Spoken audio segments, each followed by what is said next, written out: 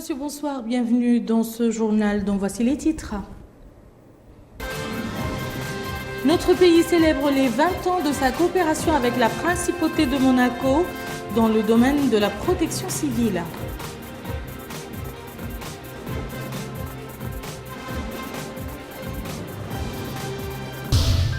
Sortie d'une nouvelle promotion de l'Institut supérieur de technologie de Rosso, spécialisé dans des disciplines liées à l'agriculture et à l'électromécanique.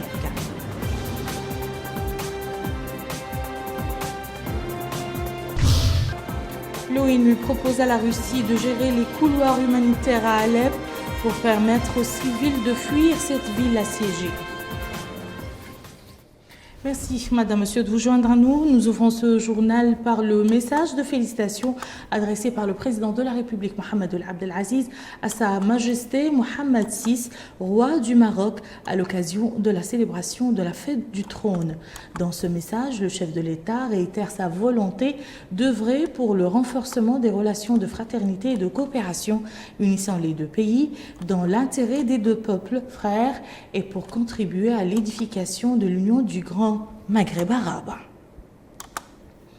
Le président de la République fédérale des Comores, Azali Assoumani, accompagné de son épouse, a quitté Nouakchott hier après-midi après avoir pris part au 27e sommet de la Ligue arabe qui s'est tenu lundi dernier à Nouakchott. Azali Assoumani a été salué à l'aéroport international de Nouakchott au Moutounsi par le Premier ministre Yahya El-Haddamine, des membres du gouvernement du Wali de Nouakchott-Ouest et de la présidente de la communauté urbaine de Nouakchott.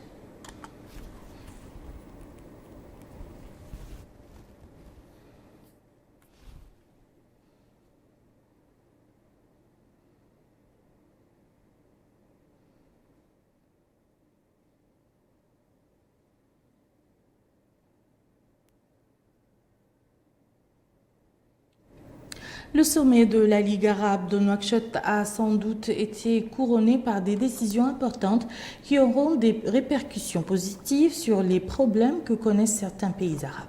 Mais de manière plus ponctuelle, ce sommet a profité à l'infrastructure routière de la capitale qui a changé de visage en un laps de temps, mais aussi aux entreprises privées, ce qui a de surcroît créé des opportunités d'emploi. Mamadou Gaye. L'enjeu est de taille. En effet, en l'espace de 3 mois, un changement radical s'est opéré au niveau des sites d'accueil, de la circulation urbaine et de l'éclairage. Des moyens ont été dégagés pour la finition, la réhabilitation, la construction et l'aménagement de la ville de Nouakchott, notamment au niveau de l'aéroport Mtounsi avec son échangeur, l'élargissement des axes routiers, les structures hôtelières. Le sommet aura également permis la création de milliers d'emplois, toutes professions confondues, ce qui a généré des plus-values, des revenus substantiels aux petites et moyennes entreprises à fort taux d'embauche, et aussi et surtout aux citoyens qualifiés qui ont bénéficié des retombées financières avérées de ce sommet. Cette conjugaison d'efforts, cette volonté de présenter une capitale vivante et brillante aura permis aux participants de faire un agréable séjour et aux citoyens d'améliorer leur cadre de vie, leurs conditions d'existence.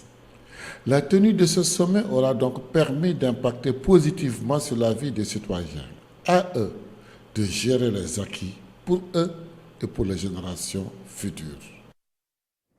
Le président de l'Assemblée nationale, Mohamed El Bouaili, s'est entretenu aujourd'hui dans son bureau avec l'ambassadeur d'Afrique du Sud, Luis Pienard, qui lui a rendu une visite de courtoisie à laquelle ont assisté des fonctionnaires de l'ambassade. Les deux responsables ont abordé les relations privilégiées existant entre les deux pays et les moyens susceptibles de les renforcer, notamment dans le domaine parlementaire. Notre pays et la Principauté de Monaco ont soufflé aujourd'hui les 20 ans de leur coopération dans le domaine de la protection civile. Cela a été marqué par une cérémonie à la Direction générale de la protection civile, suivie de la décoration par le ministre de l'Intérieur et de la décentralisation de la mission monégasque, conduite par la directrice générale du département des relations extérieures et de la coopération. Le point avec Mohamed Lemil Bakar. 20 ans, c'est l'âge de la coopération entre notre pays et la principauté de Monaco, particulièrement dans le domaine de la protection civile. L'occasion pour les ministres de l'Intérieur et de la décentralisation, Ahmedoul Abdallah, de décorer au nom du président de la République la mission monégasque en visite dans notre pays pour célébrer les 20 années de cette coopération fructueuse. La directrice générale au département des relations extérieures et de la coopération et les membres de sa mission composés de la coordinatrice de la coopération internationale et du responsable du programme de la coopération avec notre pays ont été décorés de la médaille de chevalier de l'Ordre du Mérite national. Auparavant, il avait assisté, aux côtés du secrétaire général du ministère de l'Intérieur et de la décentralisation, à la Direction générale de la protection civile, à la commémoration des relations de coopération mauritano-monégasque établie en 1996. À l'actif de cette coopération, on peut citer, entre autres, la création de plusieurs centres de protection civile dotés d'équipements modernes pour l'extension des incendies et le secours aux personnes et la protection de leurs biens. À cela s'ajoute la formation continue du personnel de la protection civile, animé par des experts de la protection civile de la principauté de Monaco.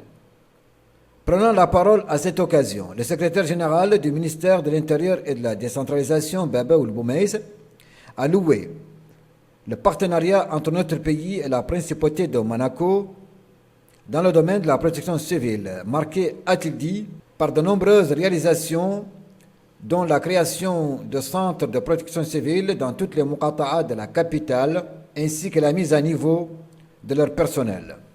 Quant au directeur général de la protection civile, colonel Ahmed Oulaliouta, il a fait savoir que la coopération mauritano-monégasque est le fruit des conventions signées entre les deux partenaires et dont la plus récente, a-t-il dit, est celle signée en 2015 qui a porté sur 4 axes, à savoir l'octroi d'équipements, la formation des sapeurs-pompiers et des experts de la protection civile et la contribution aux infrastructures.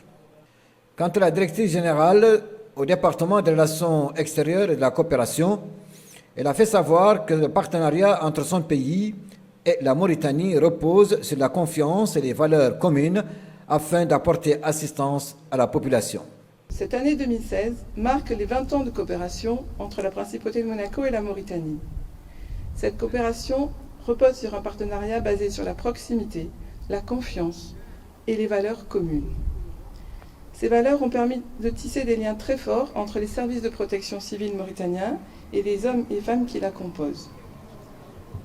Que de chemin parcouru depuis ces 20 ans.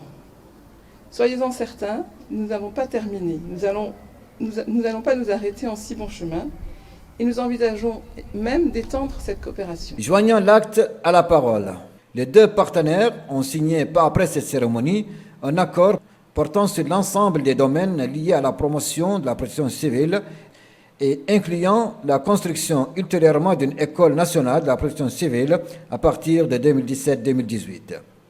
Le document a été paraphé par le secrétaire général du ministère de l'Intérieur et de la décentralisation et la directrice générale du département des relations extérieures et de la coopération de la principauté de Monaco.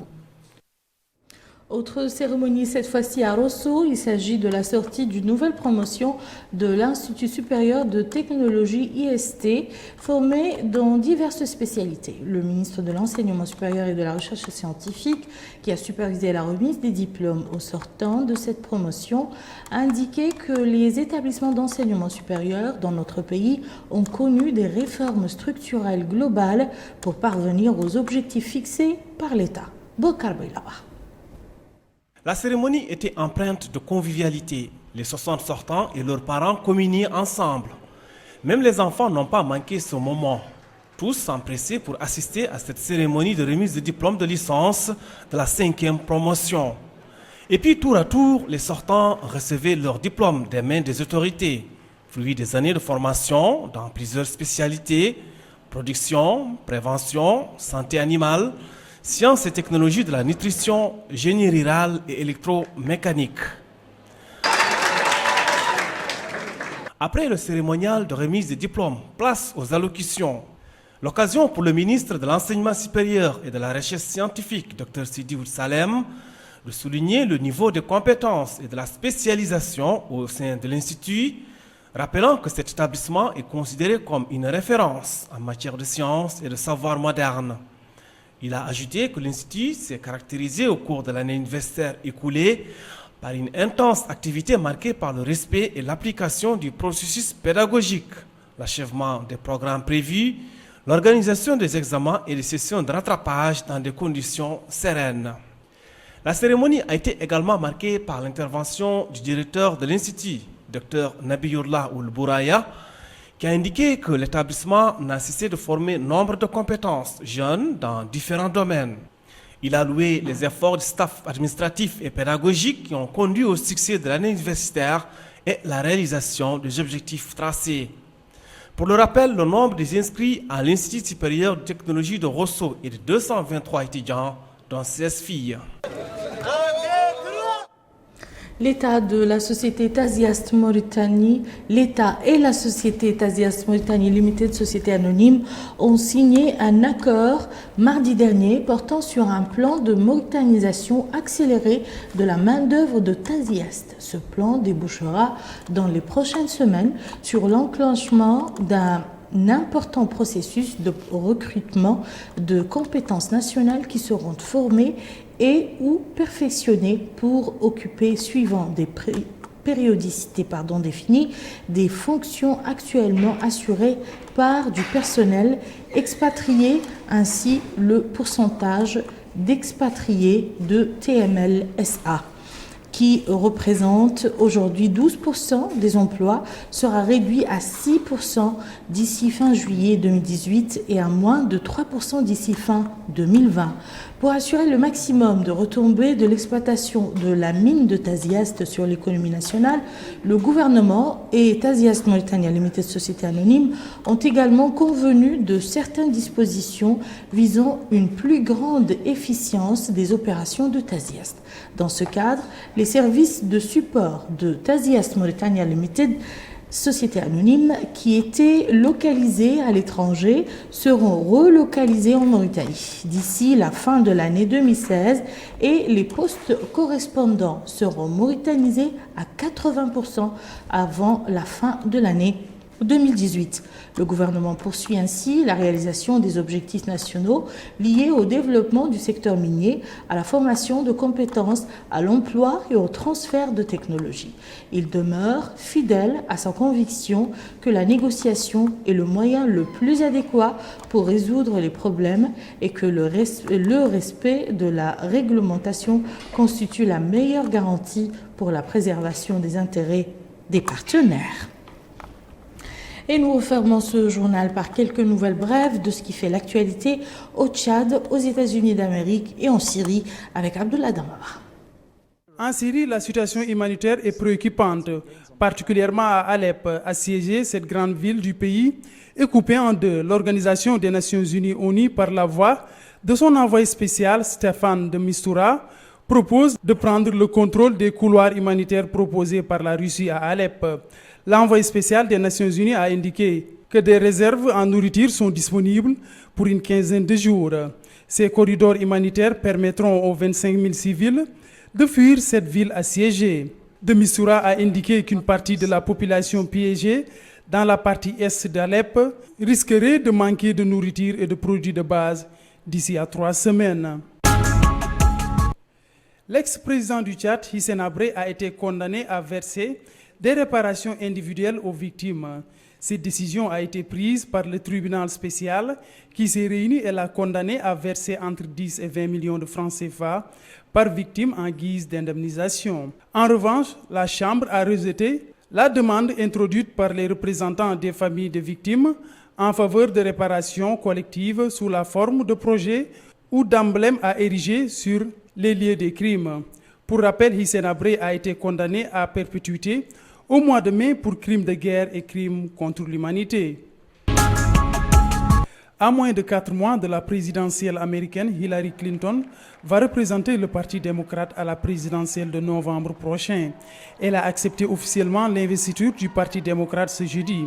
Face à ses partisans, elle s'est attaquée à son rival républicain, Donald Trump, en affirmant qu'il cherche à diviser et séparer les États-Unis du reste du monde. Elle s'est positionnée en rassembleur du Parti démocrate. Le ticket démocrate Hillary Clinton-Tim Kaine compte aller en campagne au lendemain de l'investiture en Pennsylvanie et dans l'Ohio. Et voilà qui met fin à ce journal. Je vous en rappelle les principales informations. Notre pays célèbre les 20 ans de sa coopération avec la Principauté de Monaco dans le domaine de la protection civile.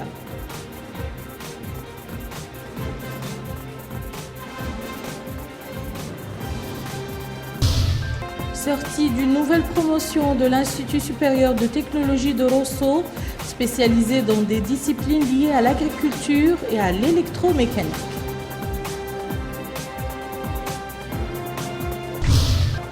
L'ONU propose à la Russie de gérer les couloirs humanitaires à Alep pour permettre aux civils de fuir cette ville assiégée.